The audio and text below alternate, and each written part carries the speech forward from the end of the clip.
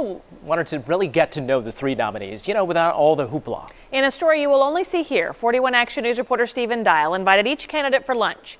They chose the locations. Stephen chose the questions.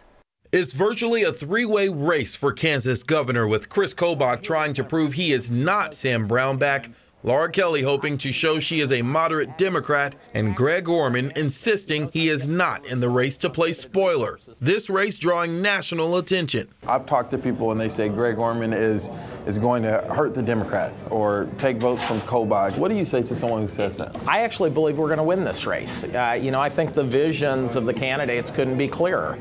Secretary Kobach has talked about smaller government, cutting spending, cutting taxes, really starving the government. Senator Kelly has talked about lots of spending proposals and has no way to pay for it except to raise taxes.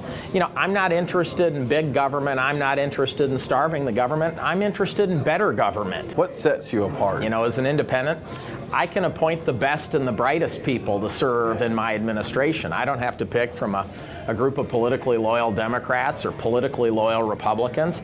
I can embrace the best ideas wherever they come from. I'll personally admit, it's been kind of surprising to me that every week I'm hearing a new Republican endorsement to your camp. What do you think that says about you as a candidate? I think it says a lot. I have always worked in a bipartisan method, and that I'm common sense, I'm no nonsense, and they would much prefer to have me in the governor's office, knowing that I will continue to take Kansas forward rather than putting Chris Kobach in there. Do you think Greg Orman can siphon voters that would be your type of voters? I don't think the message of the parties not working together is really resonating, because actually in Kansas, that's exactly how we get things done.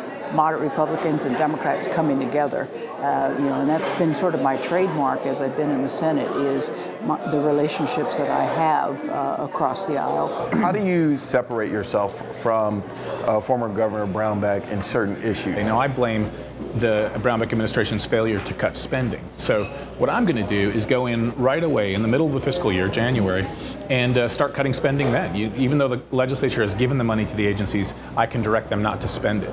So we won't put the cart before the horse. We'll start cutting right away. That's a big difference between me and Governor Brownback. I'm going to put you on the spot for a second. I'll let you take a sip because this is a big one. Okay. Tell me something that you do not like about the president, or that makes you say, I wish he didn't do that. You see, the obvious answer would be, I don't like his tweeting. But I actually think his tweeting is an amazing new thing in American politics, because prior presidents, even if you're in the administration, you're never sure what the president's thinking. You go to a meeting and then 2 weeks later you hear about the decision the president made.